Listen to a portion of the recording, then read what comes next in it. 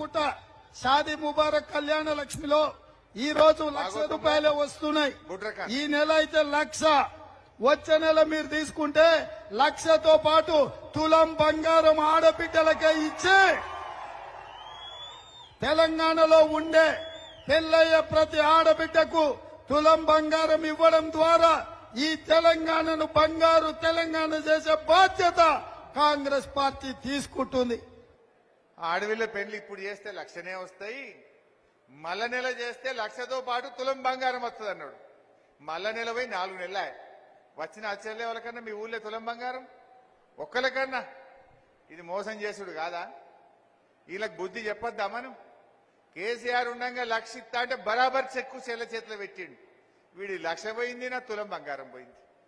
Next అదే విధంగా ఉద్యోగాల కోసం ప్రయత్నం చేసి ఉద్యోగ ఉపాధి దొరకక నిరాశ చెందుతున్న నిరుద్యోగ యువకులకు ప్రతి నెల ₹4,000 నిరుద్యోగ వృత్తిని ఇచ్చి నిరుద్యోగ యువకులను కాంగ్రెస్ పార్టీ ఆదుకుంటుంది. बेरोजगार युवाओं के लिए हर महीने ₹4,000 बेरोजगारी भत्ता हम कह रहे हैं देंगे। हम ये निर्णय ले रहे हैं कि आपको मिलेगा और ये हम पूरा प्रयास करेंगे कि जल्दी से जल्दी अगर सरकार बने ఇప్పుడు మీరు మొదలు ఏం చూసినారు? నిరుద్యోగ యువకులకు పిల్లలకు మేము వచ్చినాక నెలకు 4,000 నిరుద్యోగ భృతి ఇస్తామని రేవంత్ రెడ్డి చెప్పిండు, ప్రియాంక గాంధీ చెప్పిండు. ఇద్దరు మాట చూసిండు కదా.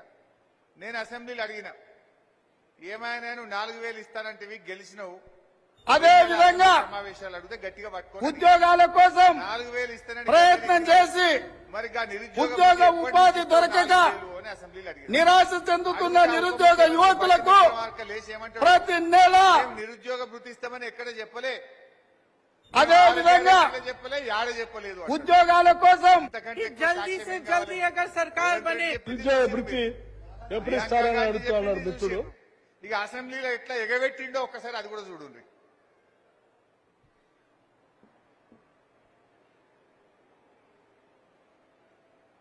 ఇస్తారని అడుగుతున్నాడు మిత్రుడు.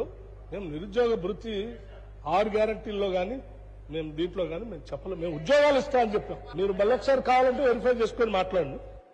అదే విధంగా ఉద్యోగాల కోసం మేము ఇస్తామని ఆడ చెప్పలేదట.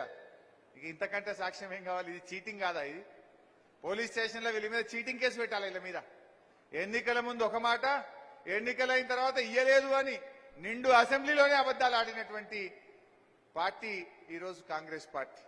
నెక్స్ట్